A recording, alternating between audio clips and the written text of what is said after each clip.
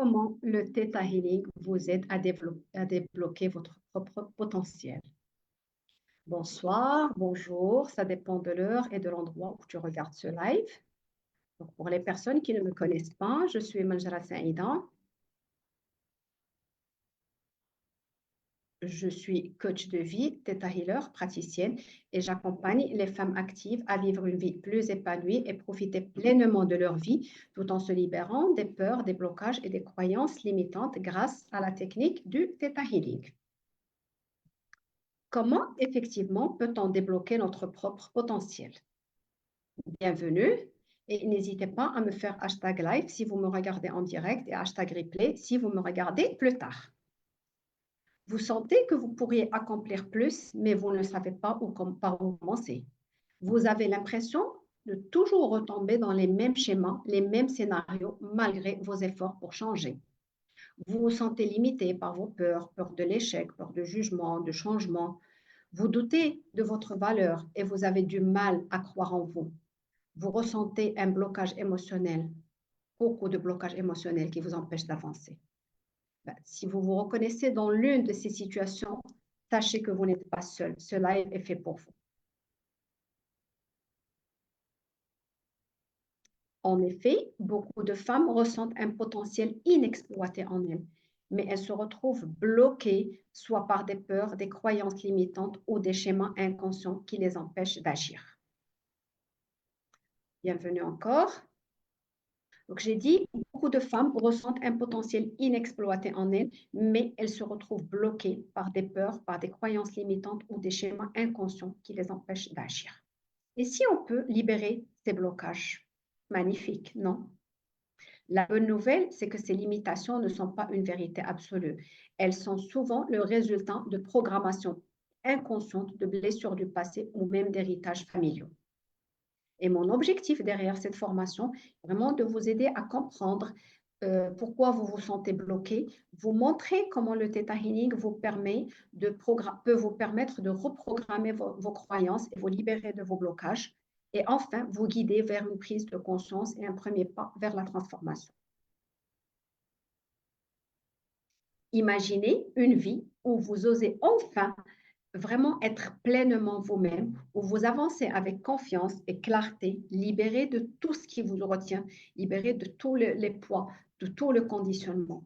C'est possible et nous allons en parler ensemble. Alors, prête à découvrir comment activer ton plein potentiel? Donc, reste avec moi jusqu'à la fin. Bienvenue Amélie, bienvenue. Donc, les raisons derrière ces blocages, c'est-à-dire, comme j'ai dit, qu'est-ce qui nous bloque? Donc, les raisons derrière ces blocages peuvent être multiples. On va d'abord citer les croyances limitantes. Et qu'est-ce que c'est que cette croyance limitante? On entend toujours parler croyance limitante, croyance limitante. Quelle est effectivement cette croyance limitante?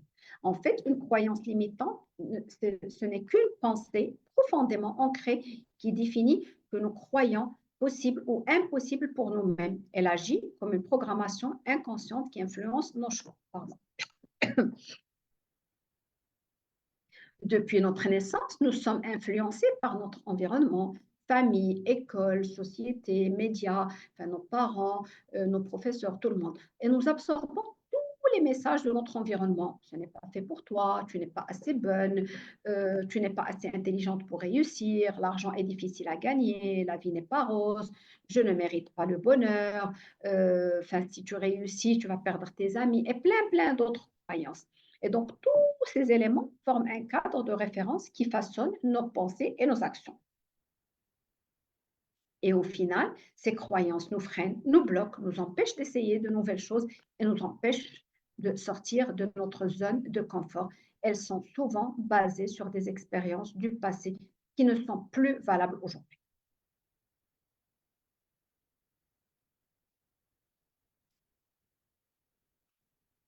Là, on va passer au deuxième point.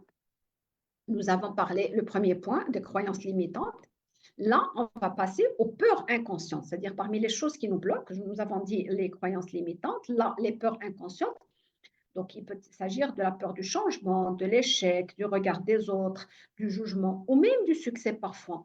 La peur du succès peut nous maintenir dans une zone, ce qu'on appelle zone de confort inconfortable. En fait, la peur est un mécanisme de protection naturel, mais parfois elle devient frein. Je dis souvent, elle devient un frein à notre épanouissement. Et certaines peurs sont visibles, mais d'autres sont profondément enfouies et nous sabotent sans que nous ayons conscience. Dites-moi, est-ce que ça vous parle?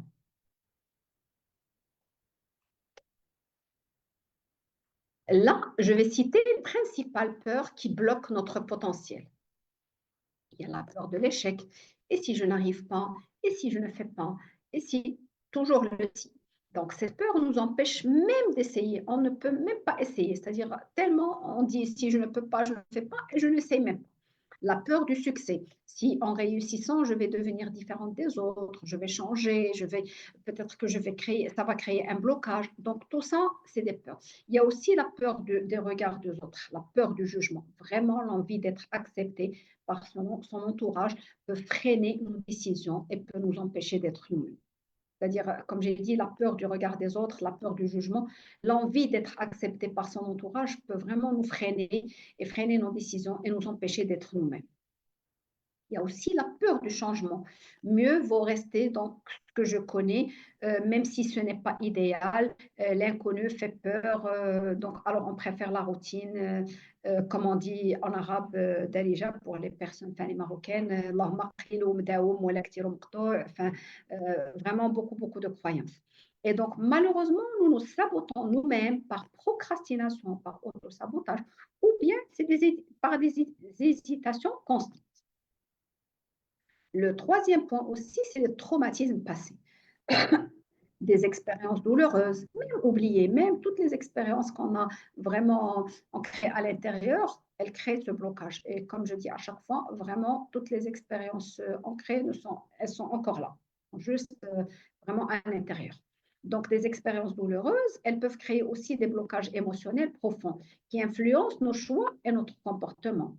Donc, nous avons tous vécu, sans exception, nous avons tous vécu des événements marquants dans notre vie. Certains sont conscients, rupture, échec, humiliation, abus. D'autres sont refoulés, mais continuent toujours à nous influencer.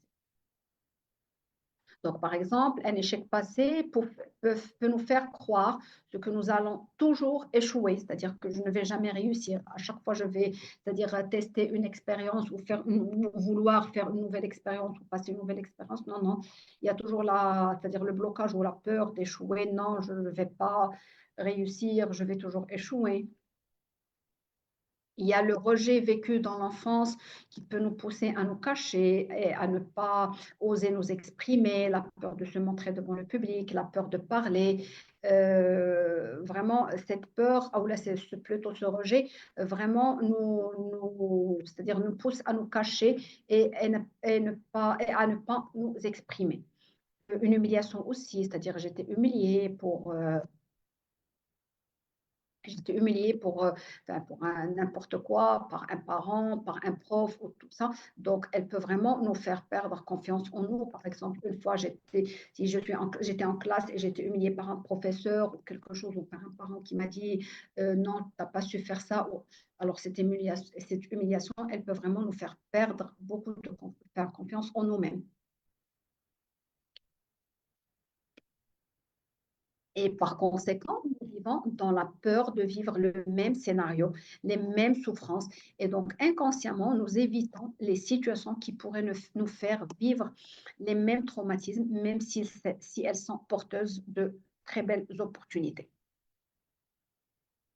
D'accord? Par exemple, je donne un exemple concret, enfin, lors d'une réunion ou quelque chose, mais par peur d'être humiliée, parce que c'est-à-dire j'ai grandi avec cette humiliation, là, cette peur d'être humiliée, donc je préfère me taire, je préfère rester à l'écart, et par conséquent, malheureusement, je fais passer, ou là, je fais perdre plusieurs opportunités, c'est-à-dire des opportunités d'évolution, plein d'opportunités.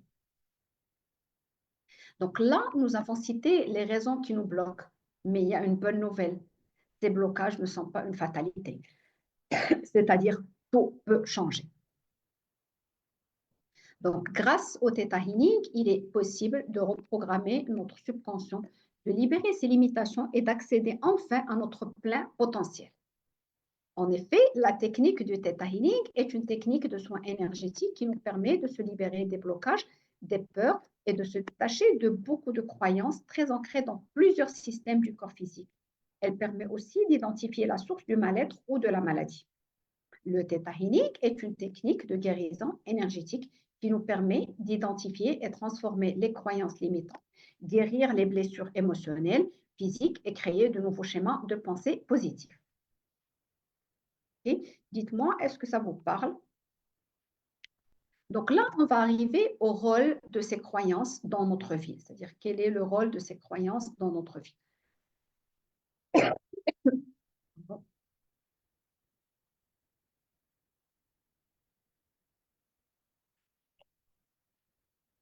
Donc, chaque pensée que nous entretenons influence nos décisions, nos actions et nos résultats. Par exemple,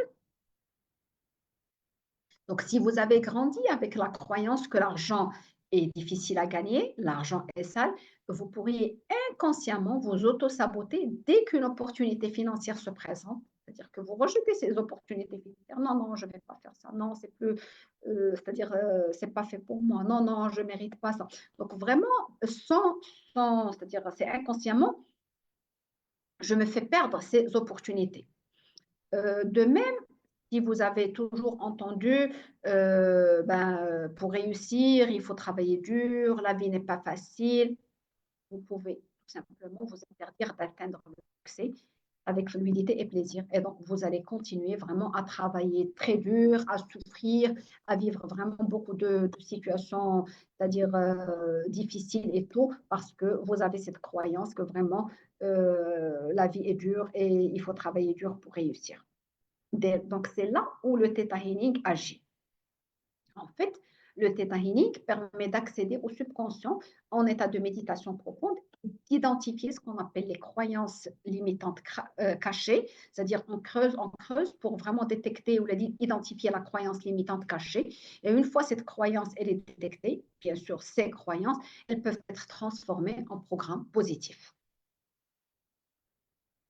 Effectivement, comme j'ai dit, une fois connecté à cet état de conscience, il est possible d'abord d'identifier les croyances cachées qui nous empêchent d'avancer, comprendre leur origine, parfois liée à l'enfance et aux générations passées, de les remplacer par des programmes positifs et alignés avec ce qu'on souhaite réellement, et libérer les émotions négatives associées, peur, doute, insécurité, sentiment d'injustice, humiliation, vraiment toutes les émotions. Bien sûr, le Theta Healing permet un changement immédiat et puissant. Vraiment, contrairement aux techniques, aux approches classiques qui nécessitent un long travail, le Theta Healing agit directement justement sur la racine du problème. On dit en creuser pour détecter la croyance racine et donc il agit directement sur la croyance, sur la racine du problème et donc à ce moment, une croyance limitante peut être transformée en une nouvelle programmation, ce qui crée un changement durable dans notre vie. Et vous allez vraiment vous sentir beaucoup plus léger, beaucoup plus confiante et prête à manifester votre plein potentiel. Donc, imaginons si dès aujourd'hui, vraiment, vous pouvez remplacer toutes ces limitations, toutes vos limitations, par des croyances qui vraiment vous soutiennent, vous parlent. Je suis capable de réussir, je mérite l'abondance, je peux vraiment réussir en étant moi-même, c'est-à-dire je peux vivre le bonheur, énormément c'est-à-dire de programmes positifs et que vous pouvez vraiment avoir. Donc, mais avant de pouvoir changer quoi que ce soit dans votre vie, il y a une étape essentielle. Et c'est là où on va arriver à notre troisième point, c'est la prise de conscience. Vraiment, la prise de conscience, pardon,